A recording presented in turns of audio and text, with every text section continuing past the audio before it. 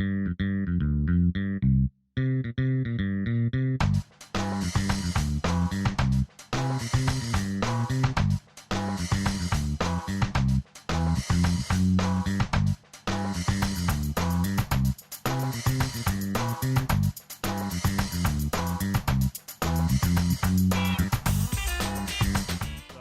next is Chris Hunt.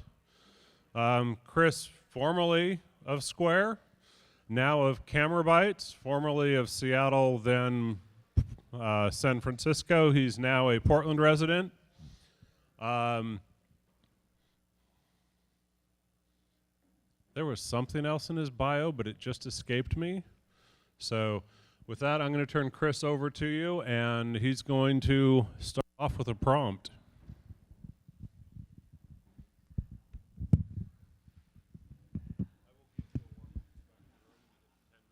Okay, thanks. Hello, my name is Chris. I am now living in Portland, Oregon as of Saturday, so if anybody else is from that area, please introduce yourself so I can figure out what to do there. I've never been to Portland before.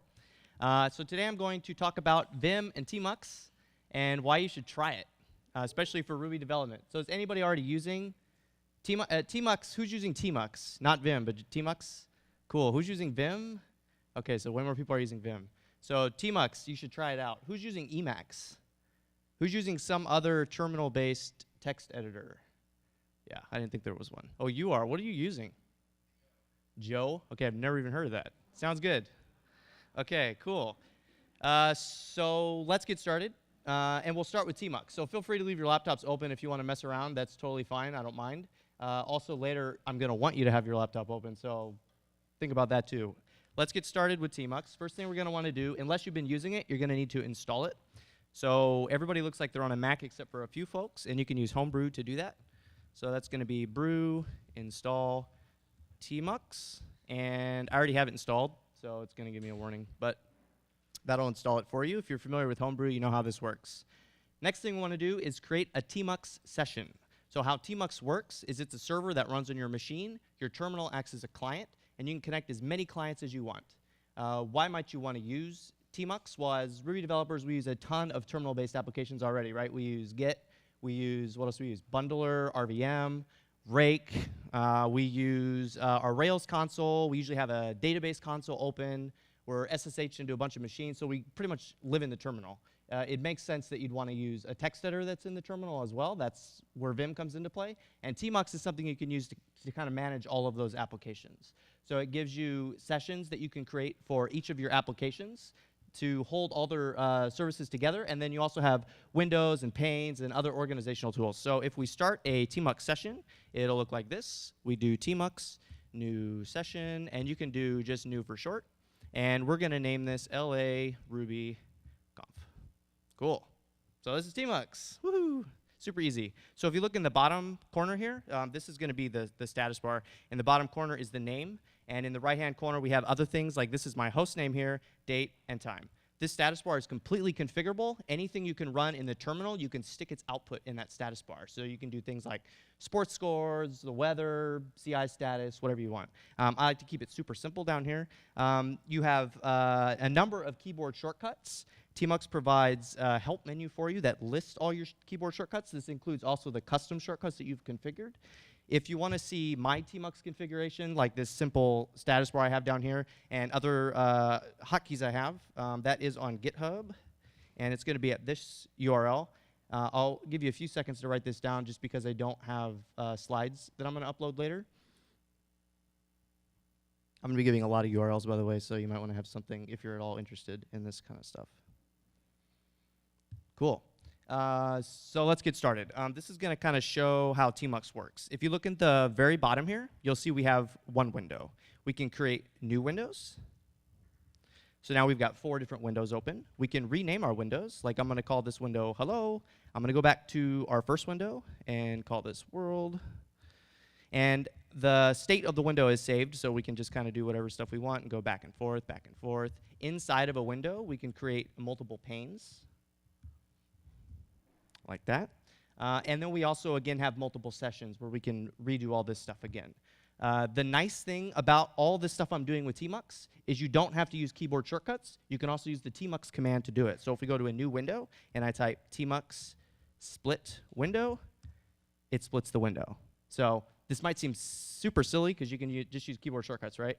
But this allows you to script everything that Tmux can do. So if you have multiple Rails projects that all have different things you want to run, then you can actually script that behavior. So let's see how that works. I'm just going to detach from this session. So you'll see our status bar went away. We're no longer in Tmux. And I'm going to go into a Rails app that I have, my awesome app.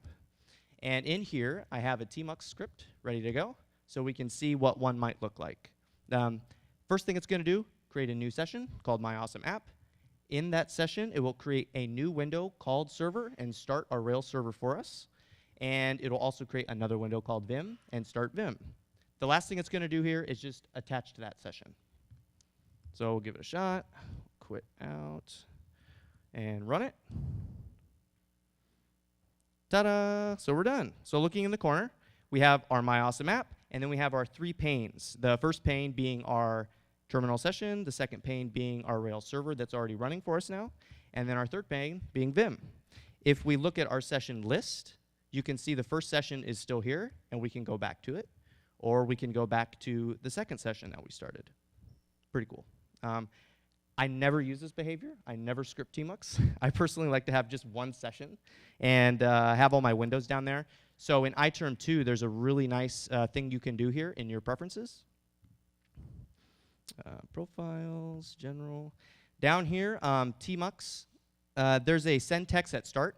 Every time you start your terminal, it's going to send this text to your terminal. So I prefer to start a hack session, and if that session already exists, just attach to it. This way, every time you open your terminal, it'll just resume where you left off. If you're like me and you quit iTerm accidentally all the time, you'll never lose your work, because it's still going to be running in the background. OK, so now we're in Vim. So let's talk a little bit about some Vim stuff.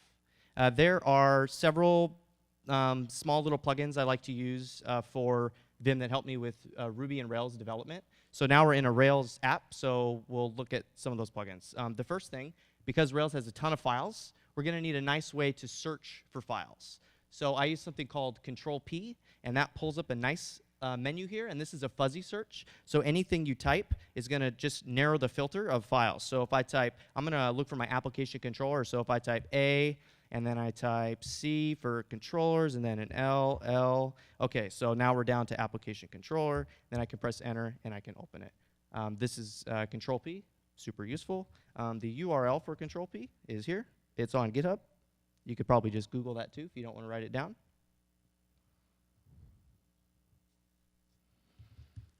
The next useful plugin is for searching within files. So we know how to find files now. The next useful plugin I use is for searching across files for something like, say we want to find where a method is defined or where a class is defined. This is something we do all the time, right?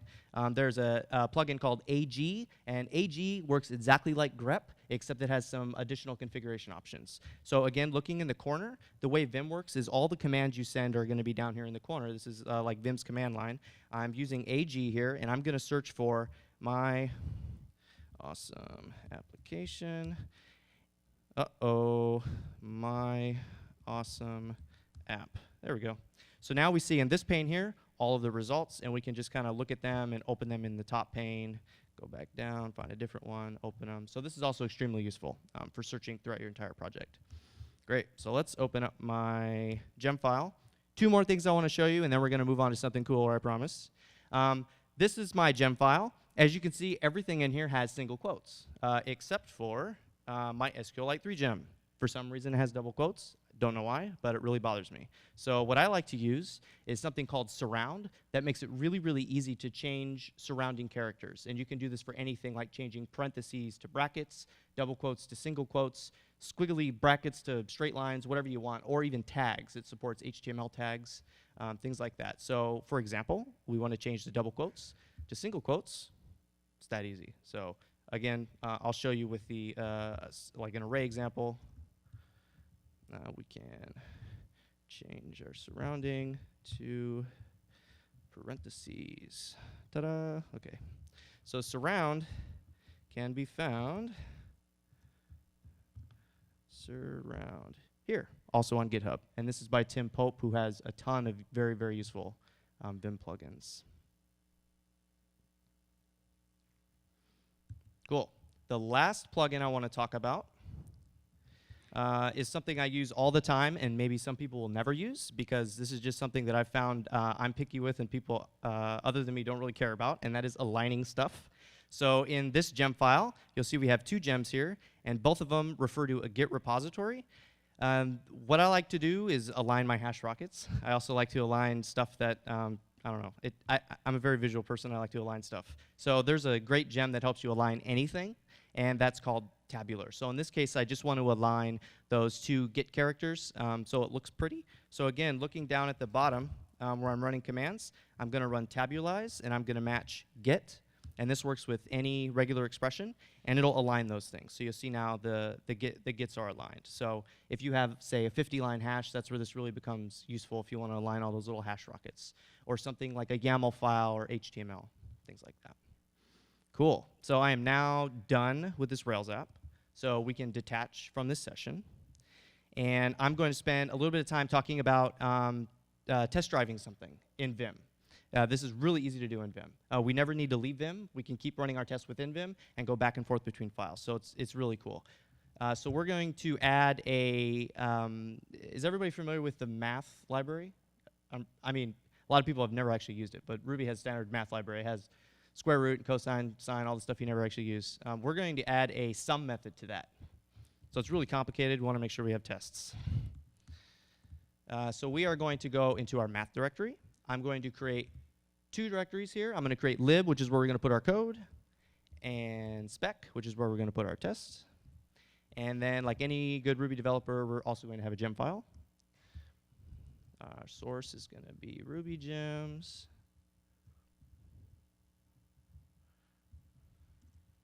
And all we need is our spec. OK, great. Now it's time to bundle. Again, paying attention to the bottom corner. We can run bundle right within Vim. There it goes. Come on. Big money, big money. Wake up my phone.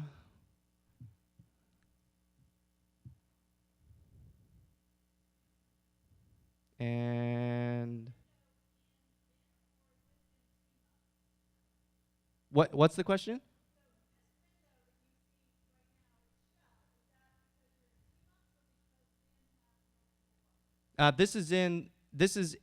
What's happening is Vim is just going to the background. So it's like if you do Control-Z, it'll send it to the background, and you can type foreground or FG to get it back in the foreground. So this just sent Vim to the background. It's running the command. Now that it's done, at the bottom here, it's asking me to press Enter, and then it's just going to pop Vim back up for us. Yep. So we don't need to open up a separate window or anything like that. We can run any shell command from within Vim. The next thing we want to do now is write our test. So we will, at the bottom, you'll become very familiar with the bottom of a Vim window. We're going to open up a spec file. So we're going to open up spec, and we're going to say math spec.rb. We are going to require our math library that does not exist yet.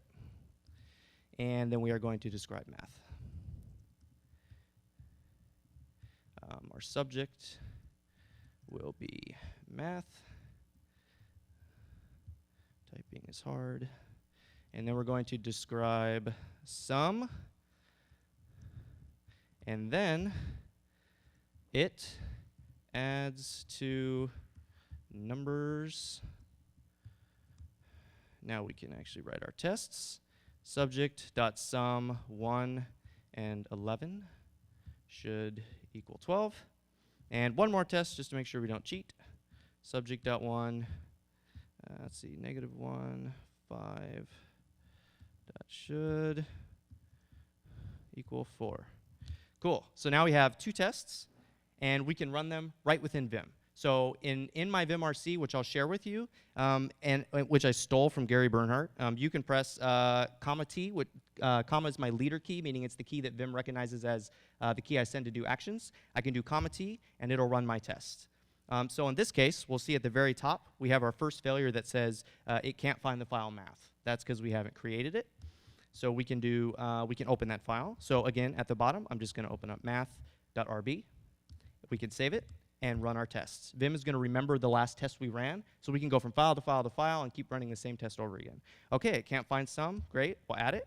So we have module math, and these are all going to be class methods, so we can do extend self, and then we can do sum, left, right. Run our test again. All right, so we have a different failure. It expects 12, and it got nil, so we can return 12. Okay, run.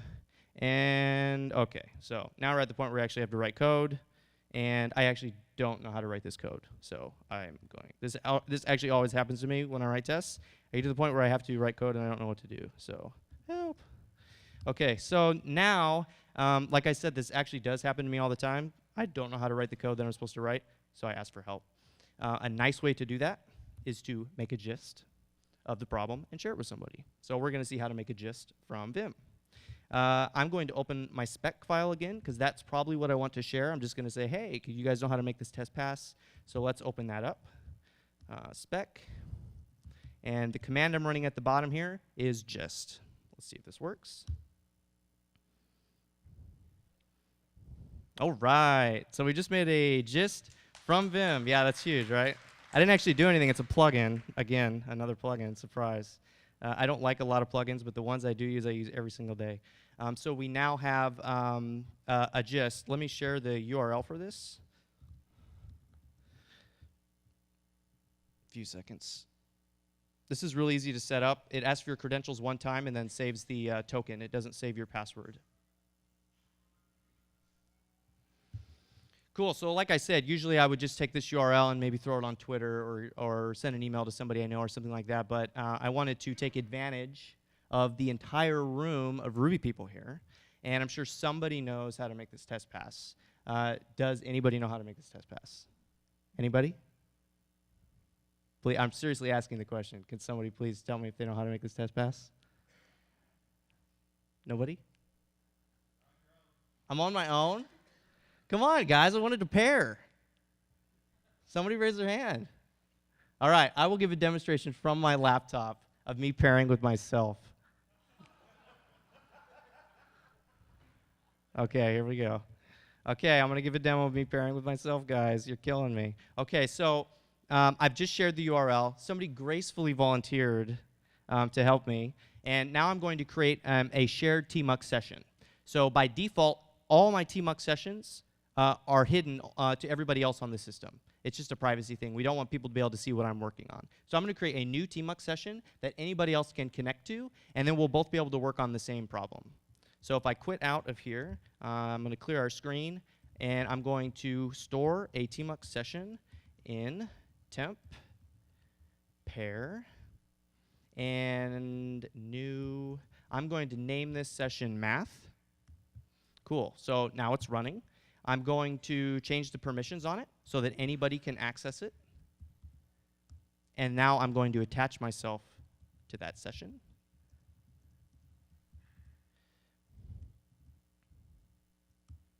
Cool. So now we're in a tmux session that anybody else on my computer can connect to.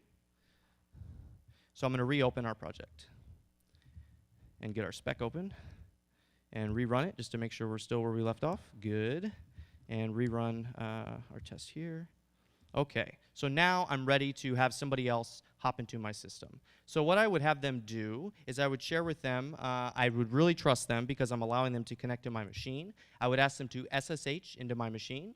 Once they're SSH'd in, they can run that same tmux attach command I ran to connect to the session that we're working on here. So I can actually open up a different terminal here. This is going to be a much smaller font, but you can probably see what I'm doing here. I can reattach temp pair and attach. And now I have two terminal sessions connected to the same tmux session.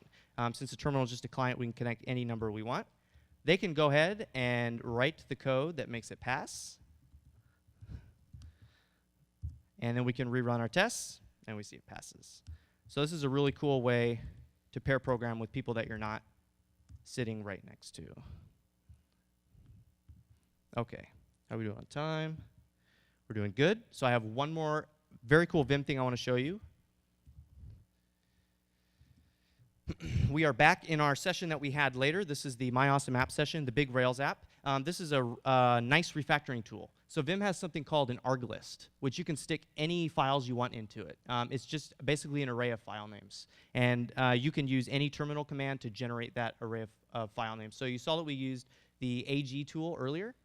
If we do a search across our Rails project for, again, for that constant, so we do AGL my awesome app, you'll see that we just get a list of all the file names that contain my awesome app. So in this case, we want to replace our application constant with to-do app because we've decided we're actually going to give it a proper name and it's a to-do app.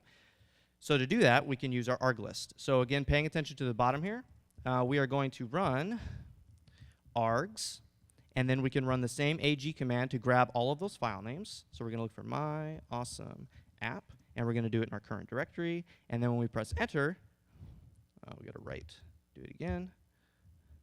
Press enter. We now get a list of all the files that contain this match, and it's loaded in the arg list. So now that Vim is aware of what files we're going to be working on, we can tell it to run whatever we want across the files. So again, looking at the bottom, I'm going to run arg do, which means do this for every single file. I'm going to search for my awesome app, and I'm going to replace it with to-do app. And I'm putting GC because I want it to do it globally across the whole file, and I want it to make a confirmation on each search and replace. And then after I do that, I'm going to want to write the file. So when I press enter now, it's going to prompt me on every change, and I can just keep hitting Y, and it's going to go through every single file, do the search, good, good, good, good, good, done. So that's super easy. I didn't really know about args until a couple months ago, but now I use it every day. Very useful. We can do more than a search and replace, though. Is anybody familiar with Vim macros and know how those work?